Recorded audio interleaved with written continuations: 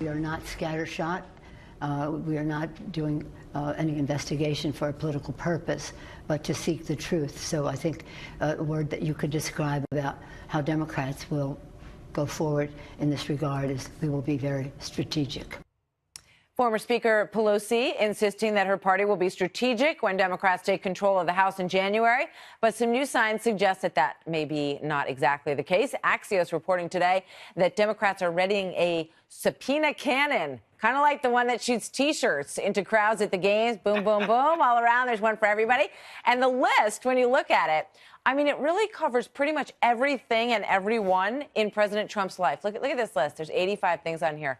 It covers almost everything since day one. And Jared Kushner's up there, I don't know, 3 or 4 times in the list. And it goes on and on. So, as I said, it's comprehensive, shall we say? Here now, Judge Andrew Napolitano, Fox News senior judicial analyst. Judge, good to see you tonight. Likewise, what do you think of the stuff on that list? Well, I think the Democrats have 2 goals. One is to preoccupy him, the president, and the other is to run shadow investigations of what Bob Mueller is investigating. Because whereas Mueller must keep secret matters he presents to the grand jury, the Democrats will be able to pick and choose what they want to leak and what they want to announce.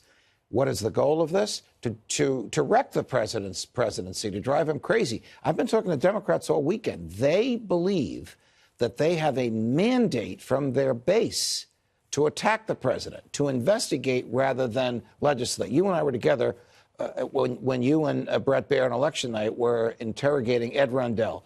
Brilliant guy, former governor of Pennsylvania, mayor of Philadelphia, chairman of the Democratic National Committee. He said it's a no-brainer. If they want to win in 2020, they have to legislate, not investigate. We're getting the opposite today. Yeah, it's interesting because the people who've been around a long time learned that lesson the hard way during the Clinton investigations, that it turned out not really working well for Republicans in the end. Newt Gingrich will agree with you. Yeah, he will.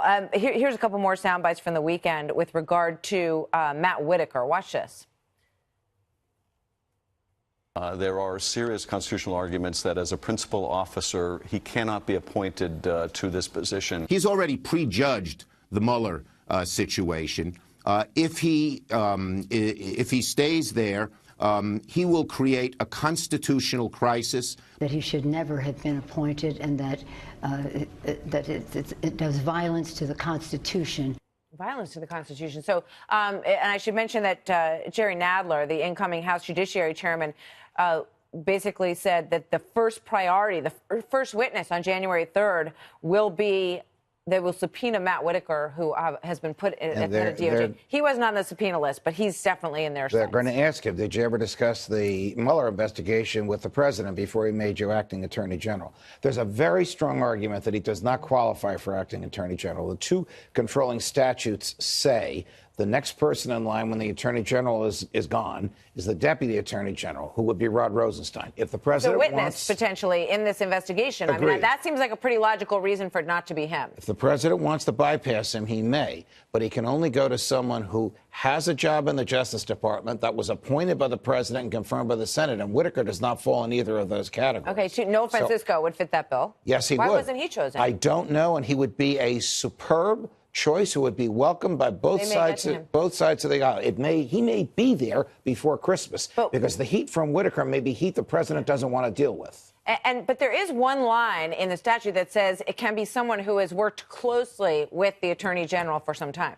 Yes. And this is the chief of staff. Which Matt Whitaker has. But the 2 absolute requirements in both statutes are presidential appointment, Senate confirmation. He had one 10 years ago, but he has to have one at the time of his designation, which he doesn't. Judge, thank you. You're we'll welcome. See what happens. Thanks. Judge Andrew Napolitano. All the best.